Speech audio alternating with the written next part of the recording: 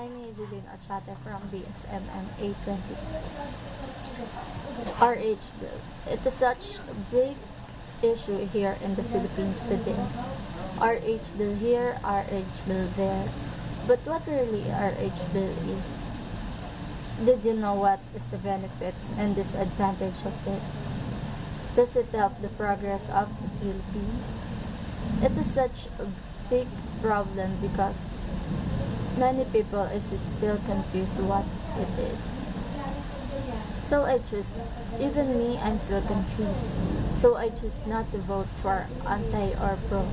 But based on what I've searched through the internet, Republic Health Bill, or most commonly known as RH Bill, are proposed laws in the Republic of the Philippines aiming to guarantee universal access to methods on contraception, fertility control, sexual education, and maternal care. There are two bills with the same intended goals. First, the House Bill number 4244, which is an act providing for a comprehensive policy on responsible parenthood, reproductive health, and population and development, and for other purposes. The second bill is the Senate Bill number 2378. It is an act providing for a national policy on reproductive health and population development.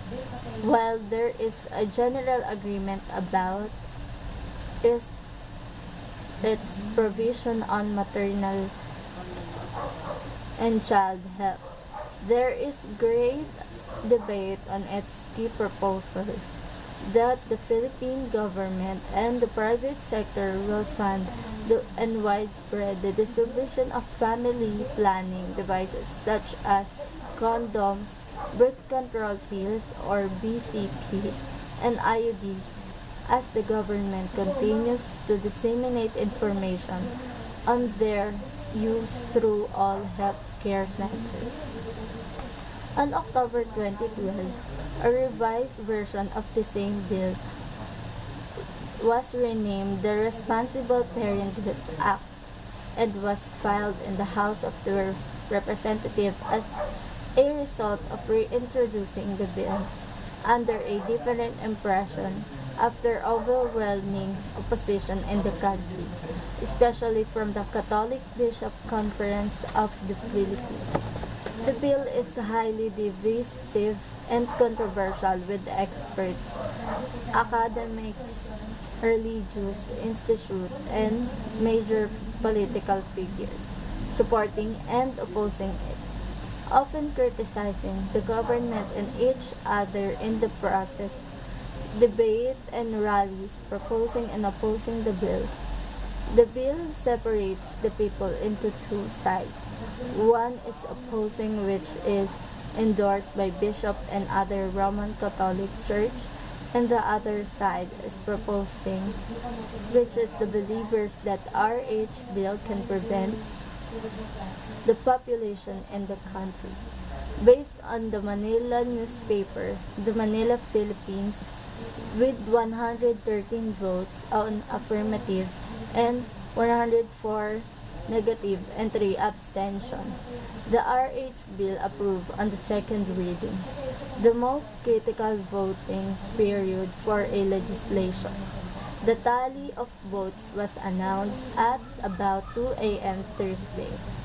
The lawmakers went on a lengthy nominal voting in which each lawmaker had 3 minutes each to explain his or her vote. Albay Representative Edse Lagman, the sponsor of the bill, said that the bill was more about human rights, maternal and infant health, and sustainable development. Fellow makers maintaining the bill addresses the population issue, but was not on population control. Let us have children by choice, not by chance, he said. Gonzales, in explaining his affirmative vote, said, wala namang mali sa pagiging resulta ng pananaw natin dito. Magkakaiba lang tayo Magkakaiba lang ang ating pamamaraan. Nais kong mapaghandaan ng mga tao ang kanilang kinabukasan, he said. The RH bill is not about religion nor population control.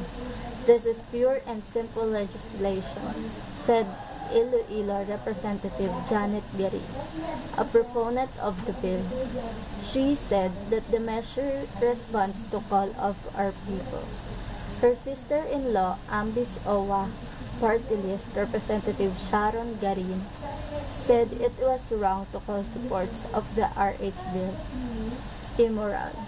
I don't believe that we will become promiscuous or immoral because of the RH bill.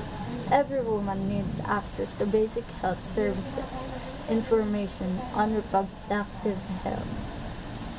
Pangasinan Representative Kimiko Wangko, who has strongly supported the bill, said that she voted for its passage for all the women in the Philippines who cannot afford quality in health care. Even Muslim backed the RH bill.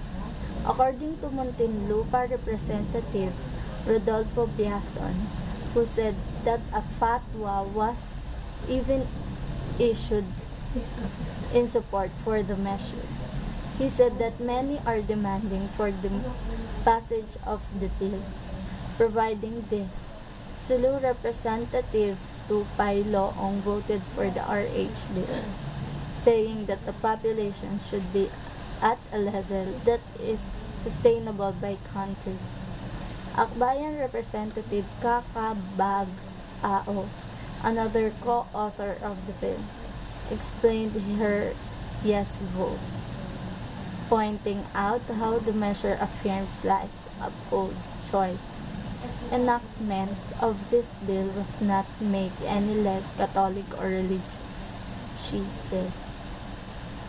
Gabriela Party List Representative Emmy De Jesus and Luz Ilagan voted for the passage of the bill but said that she did so with reservation.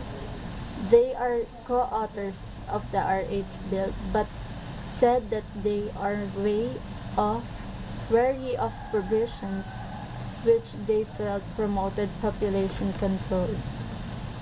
A version of the bill is also set to be voted on the second reading at the Senate with reports from PDI. According to Enrile, the bill is pretty much involves many aspects that affects country.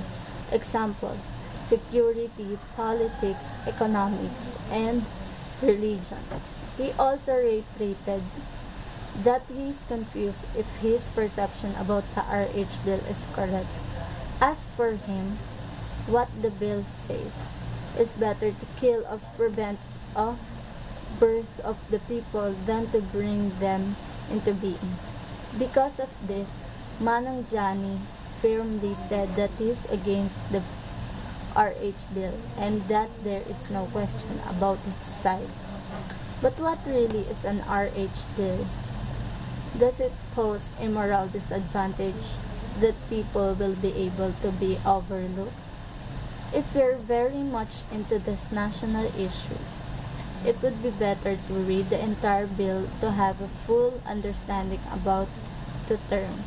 This way, you will be able to weigh your decision whether you'll be with Manning Johnny or not.